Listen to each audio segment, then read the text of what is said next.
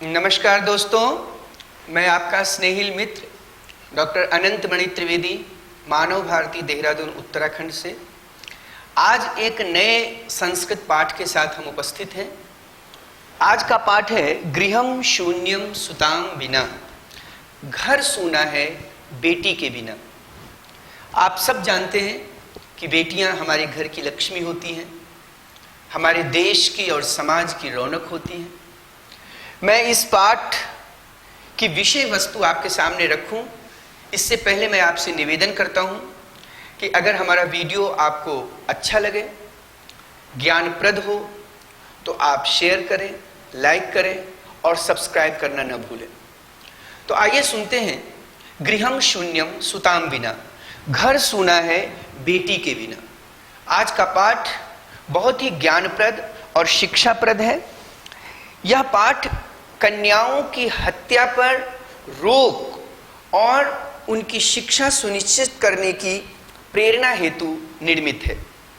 समाज में लड़के और लड़कियों के बीच भेदभाव की भावना आज भी समाज में यत्र तत्र देखी जाती है, जिसे दूर किए जाने की आवश्यकता है। संवादात्मक शैली में इस बात को सरल संस्कृत में प्रस्तुत किया गया है। आप सब जानते हैं कि बेटियों ने हमारे देश में ही नहीं, विश्व में अपने अपने क्षेत्र में बहुत काम किया है और बहुत नाम किया है। सदियों से प्राचीन काल में स्त्रियों की स्थिति काफी उन्नत और सुदृढ़ थी, आज भी है। वेद और उपनिषद काल तक पुरुषों के साथ साथ स्त्रियों को भी शिक्षित किया जाता था। लवकुश के साथ आत्रेय के पढ़ने का प्रसंग एक तरफ सह शिक्षा को प्रमाणित करता है, दूसरी तरफ ब्रह्मवादिनी वेद ऋषि गार्गेयी, मैत्रेयी, अरुंधति आदि की ख्याति इस बात को भी प्रमाणित करती है कि पुरुषों और स्त्रियों के मध्य कोई भी भेद नहीं था। पर बाद के काल में स्त्रियों की स्थितियां धीरे धीरे दयनीय होती गई, जिसमें कुछ सुधार तो हुआ है, पर अभी भी स्त्री शिक्षा को बढ़ाने तथा कन्या जन्म को बाधा रहित बनाने के लिए समवेत प्रयास की आवश्यकता है। आदरणीय सम्माननीय प्रधानमंत्री श्री नरेंद्र दामोदर मोदी जी ने बेटी बचाओ बेटी पढ़ाओ अभियान इसी की एक पहल है। इसके माध्यम से समाज को जागरूक करने का एक सफलतम प्रयास है और मैं विश्वस्त हूं कि आज हमारा भारत देश अपने परिवार और समाज के साथ जाग गया है और अपने बेटियों को न केवल बचा रहा है, अपितु बेटियों को पढ़ा भी रहा है, बेटियों को सरकारी सेवाओं में, स्वयं की सेवाओं में आत्मनिर्भर भी बना रहा है। यह हमारे लिए खुशहाली की बात है। आप सब जानते हैं कि हमारे देश में बेटियों ने अलग अलग क्षेत्रों में अलग अलग काम किया है। बहुत सारी गायिकाएं हुई हैं। MS सुब्बा लक्ष्मी, गंगूभाई हंगल, लता मंगेशकर, आशा भोसले। साहित्य के क्षेत्र में सरोजिनी नायडू, कमला सुरैया, शोभा डे, अरुंधति राय, अनीता देसाई। राजनीति के क्षेत्र में श्रीमती इंदिरा गांधी, श्रीमती सुमित्रा महाजन, प्रतिभा पाटिल, सुषमा स्वराज। चित्रकारिता के क्षेत्र में भी बहुत सारी महिलाओं ने अपना योगदान दिया है। उसी तरह खेल के क्षेत्र में PT उषा, जे शोभा, कंजू रानी देवी, साइना नेहवाल और वाणिज्य के क्षेत्र में अरुंधति भट्टाचार्य, चंदा कोचर, चित्रा रामकृष्ण इत्यादि बहुत सारी महिलाएं आज हमारे भारत देश में आत्मनिर्भर भी हैं और अपने आप को एक दिशा दे रखी है, जिनको देखकर आज की बेटियां यह जान रही हैं और समझ रही हैं कि हाँ, बेटियां किसी से कम नहीं हैं। और हमें समझना होगा कि हमारे देश में अगर बेटियां नहीं हैं तो शून्य है हमारा घर। गृहम शून्यम सुताम बिना। बेटी के बिना केवल घर ही नहीं, हमारा देश भी शून्य है। आइए देखते हैं इस प्रसंग में हमारा यह पाठ, हमारा यह चैप्टर, कक्षा 8वीं का यह पाठ क्या संदेश देता है, क्या मैसेज देता है। दो लोगों ने संवाद की शैली में, गप शप की शैली में आपस में बातें की हैं और बेटियों को बचाने का प्रयास किया गया है। बहुत ही सुंदर पाठ है, आप सब जरूर इसे सुने और सुनने के बाद लाइक करें, शेयर करें, सब्सक्राइब करना न भूलें। शालिनी ग्रीष्मावकाशे पितृगृहम् आगच्छति, सर्वे प्रसन्न मनसा तस्याः स्वागतं कुर्वन्ति, परं तस्याः भ्रातृजाया उदासीना एव दृश्यते। शालिनी एक लड़की है जो गर्मी की छुट्टी में अपने पिता के घर आती है। सभी प्रसन्न हैं और सभी उसका स्वागत करते हैं, पर उसकी जो भाभी है वो उदास कहीं कोने में बैठी है। आप सब समझ गए होंगे कि शालिनी एक लड़की है जो गर्मी के छुट्टी में अपने घर आती है। घर आने के बाद सब लोग उसका स्वागत करते हैं, वेलकम करते हैं, खुश होते हैं, पर उसकी एक भाभी कहीं न कहीं एक कोने में सिमटी हुई, दुबकी हुई, चुपचाप बैठी रहती है और उदास है। शालिनी भ्रातृजाए चिंतिता इव प्रतीयसे सर्वं कुशलम खलु। आप सब जानते हैं देवरानी का और भाभी का क्या प्यारा संबंध होता है। शालिनी ने भाभी के पास जाकर नमस्कार करते हुए उनका कुशलक्षेम पूछा और कहा कि भाभी आप इतनी उदास क्यों हैं, क्या बात है। माला, भाभी का नाम माला है। माला आम शालिनी कुशलिनी अहम। हाँ शालिनी मैं ठीक हूं, कोई दिक्कत नहीं है। तदर्थम किम आनयानि, तुम्हारे लिए क्या लाऊं। शीतल पेयम चायम वा, कुछ ठंडा ले आऊं या कुछ चाय ले आऊं। शालिनी अधुना तो किमपि न वांछामि, इस समय कुछ नहीं चाहती हूं। रात्रौ सर्वैः सह भोजनमेव करिष्यामि, रात में सबके साथ खाएंगे पिएंगे एक साथ, बहुत आनंद आएगा, बहुत दिन के बाद मैं मिल रही हूं। भोजन कालेपि मालायाः मनोदशा स्वस्था न प्रतीयते स्म। खाने के समय रात में जब सारे लोग खाना खा रहे हैं तो माला चिंतित है, उदासीन है। किसी को कोई चिंता नहीं कि वह घर की बहू माला चिंतित क्यों है, पर शालिनी वह देखती है उसकी मनोदशा और चिंतित होती है। उससे रहा नहीं गया। परम सा मुखेन किमपि न उक्तवती, फिर भी भाभी ने कुछ नहीं कहा, मुंह से कुछ नहीं कहा। राकेश, राकेश जो शालिनी का भाई है और शालिनी का भाई और माला का पति। राकेश भगिनी शालिनी दिष्ट्या तुम समागता, अद्य मम कार्यालये एका महत्वपूर्णा गोष्ठी सहसैव निश्चिता। अद्यैव मालायाः चिकित्सकया सह मेलनस्य समयः निर्धारितः। त्वं मालया सह चिकित्सकां प्रति गच्छ, तस्याः परामर्शानुसारं यद् विधेयं तद संपादय। राकेश ने अपनी बहन शालिनी से कहा कि अच्छा है तुम बहुत समय से आ गई हो, आज हमारे कार्यालय में ऑफिस में बहुत काम है और आज ही माला को डॉक्टर ने टाइम दिया है, समय दिया है, उसे ले जाना था। चूंकि मैं व्यस्त हूं इसलिए मैं नहीं जा सकता, कृपया करके माला को तुम चिकित्सक के पास ले जा करके दिखा लेना। उनकी जो सुनिश्चित दवाइयां हैं, जो परामर्श में डॉक्टर बताएं, उन दवाइयों को तुम ले लेना। शालिनी किमभवत्, क्या हुआ। शालिनी बहुत घबराती हुई, किमभवत् क्या हुआ। भ्रातृजाया स्वास्थ्यम समीचीनम नास्ति, क्या भाभी की तबीयत ठीक नहीं है। अहम तो ह्यः प्रभृति पश्यामि सा स्वस्था न प्रतिभाति इति न प्रतीयते स्म। मैं तो कल से देख रही हूं वो बीमार है, ऐसा तो कुछ नहीं दिख रहा है, पर वो उदास जरूर है, क्या बात है। राकेश चिंतायाः विषयः नास्ति, चिंता का कोई विषय नहीं है। तुम मालया सह गच्छ, तुम माला के साथ जाओ। मार्गे सा सर्वं ज्ञापयिष्यति, रास्ते में वो सब कुछ तुम्हें बता देगी। माला शालिनी च चिकित्सकां प्रति गच्छन्त्यौ वार्तां कुरुतः।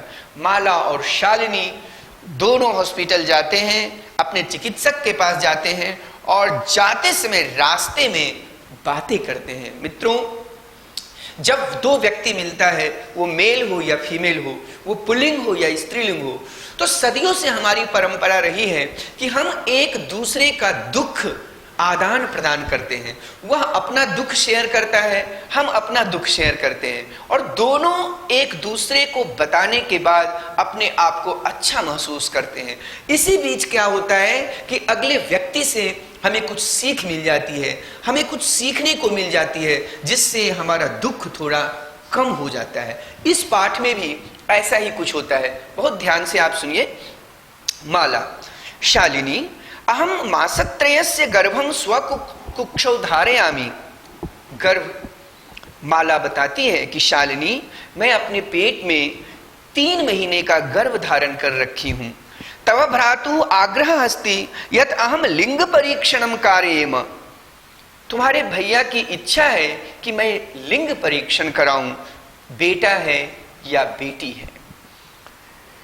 कन्यास्ति चेत गर्भम पातेयेम। अगर मेरे उदर में, मेरे पेट में, मेरे गर्भ में बेटी पल रही है तो मैं उसकी भ्रूण हत्या करा दूं, उसे मैं गिरा दूं, जन्म से पहले ही मौत का घाट उसे उतार दूं। ये तुम्हारे भाई की इच्छा है। अतीव उद्विग्ना अस्मि, मैं बहुत परेशान हूं। परम तव भ्राता वार्तामेव न शृणोति।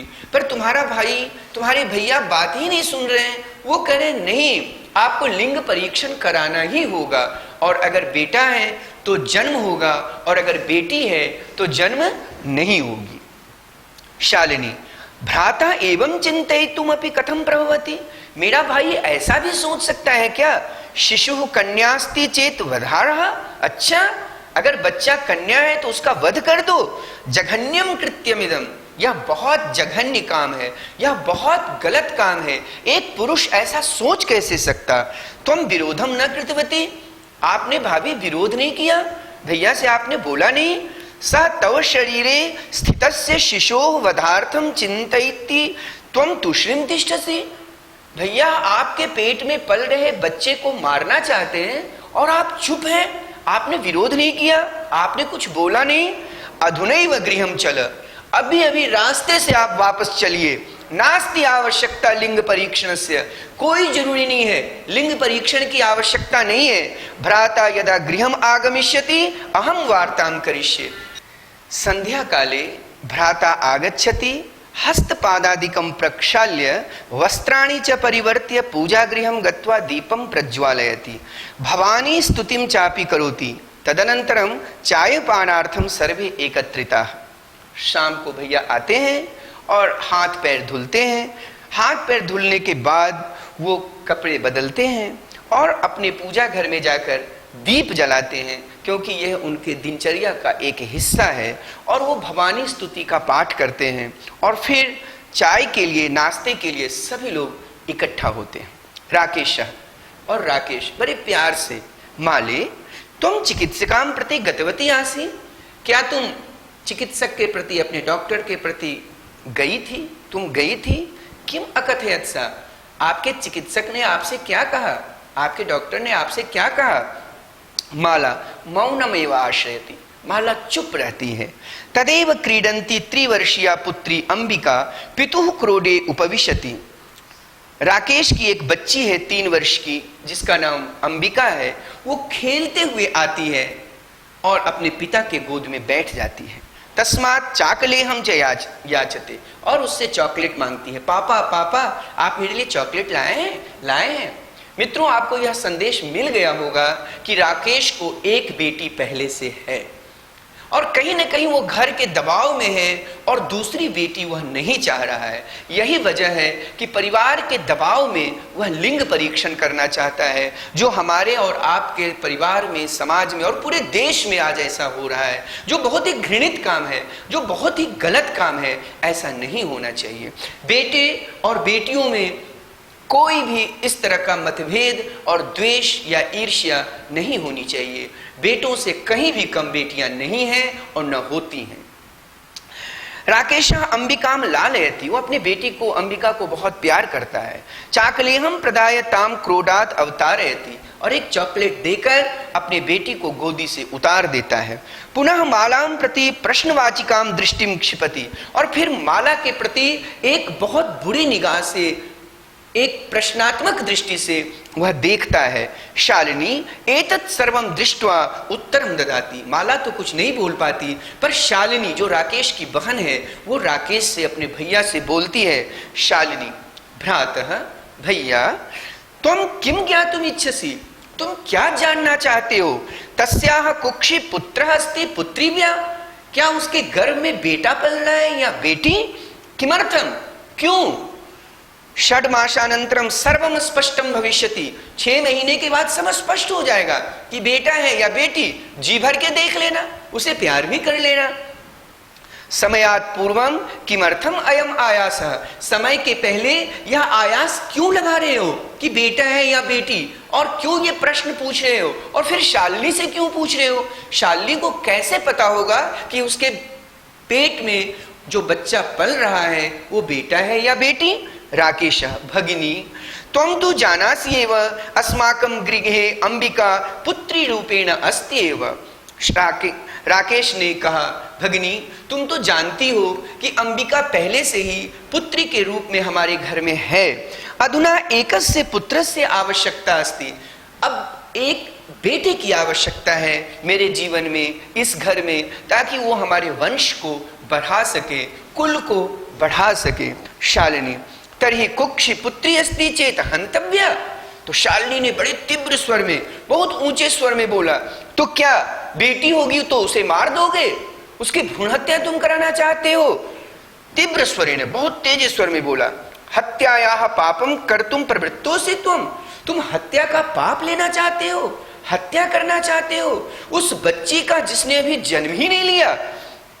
राकेश न हत्या तो नहीं, मैं हत्या नहीं करना चाहता। शालिनी तर्हि किमस्ति निगृणम कृत्यमिदम, तो फिर क्या ये सोच रहे हो, क्यों सोच रहे हो, क्यों भाभी को बार बार चिकित्सक के पास भेजकर लिंग परीक्षण के लिए तुम प्रेरित करते हो, क्यों बताओ।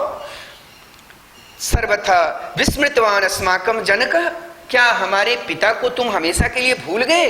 कदापि पुत्री पुत्रमयः विभेदम न कृतवान, उन्होंने कभी बेटा में और बेटी में, राकेश में और शालिनी में कोई विभेद नहीं किया, हम में और तुम में कोई विभेद नहीं किया। सह सर्वदैव मनुस्मृतेः पंक्तिमिमाम उद्धरति स्म, आत्मा वै जायते पुत्रः पुत्रेण दुहिता सम। वो हमेशा मनुस्मृति के इस श्लोक को बोलते थे और उसका अनुसरण करते थे कि बेटा और बेटी में कोई भेद नहीं होता। तुम अपि सायं प्रातः देवी में स्तुतिं करोषि, तुम भी सायं और प्रातः देवी स्तुति का पाठ करते हो। किमर्थम सृष्टेः उत्पादन्याः शक्त्याः तिस्कारं करोषि, क्यों शक्ति के उत्पन्न इस सृष्टि को और उसकी शक्ति को तुम तिरस्कृत कर रहे हो और स्वयं तुम देवी स्तुति का पाठ करते हो। तव मनसी यति कुत्सिताः वृत्तिः आगता, तुम्हारे अंदर ऐसी कुत्सित विचारधारा कैसे आ गई, क्यों आ गई। जी भर के शालिनी अर्थात राकेश की बहन राकेश को कोसती है। इदम चिंत्यैव अहम कुंठिता अस्मि तव शिक्षा वृथा, मैं बहुत चिंतित हूं भैया कि तुम्हारी सारी पढ़ाई सभी शिक्षा बेकार है, कि एक पत्नी के गर्भ में पल रही अजन्मी बच्ची का तुम वध करना चाहते हो, तुम्हारी सारी पढ़ाई बेकार है। और मुझे लगता है कि समाज के उन सारे लोगों का अध्ययन अध्यापन बेकार है जो अपने अपने घर में महिलाओं के, अपनी पत्नियों के गर्भ में पल रही बेटियों की भ्रूण हत्या करना चाहते हैं। बिल्कुल ऐसा विचार मन में नहीं आना चाहिए। राकेश भगिनी विरम विरम, रुक जाओ, अहम स्वापराधम स्वीकरोमि लज्जितश्चास्मि। बहन चुप हो जाओ, अब ज्यादा लज्जित मत करो, मैं अपना अपराध स्वीकार करता हूं, मैं बहुत लज्जित हूं कि मेरे मन में इस तरह का विचार क्यों आया। अद्य प्रवृत्ति कदापि गर्हितमिदं कार्यम स्वप्नेपि न चिंतयिष्यामि। बहन मैं वचन देता हूं कि इस तरह का गंदा विचार अब सपने में भी नहीं लाऊंगा। तुमने हमारी आंखें खोल दी है। यथैव अंबिका मम हृदयस्य संपूर्णं स्नेहस्य अधिकारिणी अस्ति तथैव आगंता शिशु अपि स्नेहाधिकारी भविष्यति। जैसे ये अंबिका हमारी बहुत प्रिय है, वैसे ही जो दूसरा शिशु आएगा या जो दूसरी कन्या आएगी वो भी हमारी बहुत प्रिय होगी, वो बेटा हो या बेटी हो। मित्रों, ऐसा ही विचार हमारे और आपके अंदर भी होना चाहिए। अपि भविष्यति अहम स्वगर्हित चिंतनं प्रति पश्चात्तापमग्नः अस्मि। अहम कथं विस्मृतवान् यत्र नार्यस्तु पूज्यन्ते रमन्ते तत्र देवताः यत्रैताः तु न पूज्यन्ते सर्वास्तत्राः फलाः क्रियाः। जहाँ नारियों की पूजा होती है, जहाँ बेटियों का सम्मान होता है, वहाँ देवता निवास करते हैं, वहाँ खुशहाली आती है। और जहाँ उनकी पूजा नहीं होती, जहाँ बेटियों का सम्मान नहीं होता, वहाँ सभी प्रकार की क्रियाएं असफल हो जाती हैं। अतः हर घर में, हर समाज में, हर सोसाइटी में, हर राष्ट्र में, हर संस्कृति और हर सभ्यता में बेटियों का, कन्याओं का, मातृशक्ति का, महिलाओं का सम्मान होना ही चाहिए यदि आप खुशहाली चाहते हैं तो। अथवा पितृदश गुणा मातेति त्वया सन्मार्गः प्रदर्शितः भगिनी कनिष्ठापि त्वं मम गुरुरसि। तुम छोटी होने के बाद भी आज हमारी गुरु हो गई, तुमने हमारी आंखें खोल दी, तुमने कितनी अच्छी बातें हमें सिखा दी। शालिनी अलम पश्चातापेन, बस करो भैया, बस करो, अब पश्चाताप मत करो। तब मनसः अंधकारः अपगतः, तुम्हारे मन से अंधकार समाप्त हो गया, बुराई चली गई। प्रसन्नतायाः विषयोऽयम्, यह बहुत खुशी की बात है। भ्रातृ जाए आगच्छ, भाभी आइए। सर्वां चिंतां त्यज, सारी चिंताएं छोड़ दो। आगंतुः शिशोः स्वागताय च सन्नद्धा भव, आने वाले अपने बच्चे की तैयारी करो, खुश रहो, प्रसन्न रहो, ताकि तुम्हारे आने वाला बच्चा शिशु स्वस्थ हो और मस्त हो। भ्रातः त्वमपि प्रतिज्ञां कुरु कन्यायाः रक्षणे तस्याः पाठने दत्तचित्तः स्थास्यसि। पुत्रीं रक्षा पुत्रीं पाठय। तुम भी संकल्प करो कि अगर बेटी होती है तो उसकी रक्षा के लिए, उसके पठन पाठन के लिए प्रयास करोगे। पुत्रीं रक्षा पुत्रीं पाठय, बेटी पढ़ाओ और बेटी बढ़ाओ। इति सर्वकारस्य घोषणेयं तदैव सार्थिका भविष्यति यदा वयं सर्वे मिलित्वा चिन्तनमिदं यथार्थ रूपं करिष्यामः।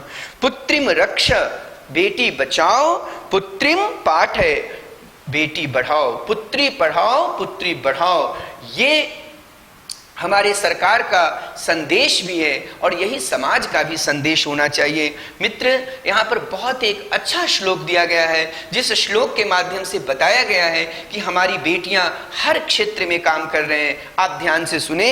या गार्गी श्रुत चिंतने नृपनये पांचालिका विक्रमे लक्ष्मी शत्रु विदारणे गगनम विज्ञानांगणे कल्पना इंद्रोद्योग पथे च खेल जगति ख्याता विधः साइना सेयं स्त्री सकलासु दिक्षु सबला सर्वैः सदोत्साह्यताम, सर्वैः सदोत्साह्यताम। तो मित्र, मेरे प्यारे बच्चों और इस वीडियो को सुनने वाले हमारे स्नेहिल मित्रों, आप सब संकल्प लें कि हम जहां भी हैं, जिस स्थिति में भी हैं, हम बेटियों को बचाएंगे, हम बेटियों को पढ़ाएंगे, हम बेटियों को आगे बढ़ाएंगे और बेटी बचाओ बेटी पढ़ाओ इस मुहिम में जहां भी हैं, जिस परिस्थिति में भी हैं, अपना सहयोग देंगे। यही इस पाठ का संदेश है और आशय है। गृहं शून्यं सुतां बिना, क्योंकि घर सूना है बेटी के बिना। आपको यदि यह वीडियो अच्छा लगा हो तो आप लाइक करें, शेयर करें, सब्सक्राइब करें। जय तु संस्कृतम, जय तु भारतम। बहुत बहुत धन्यवाद।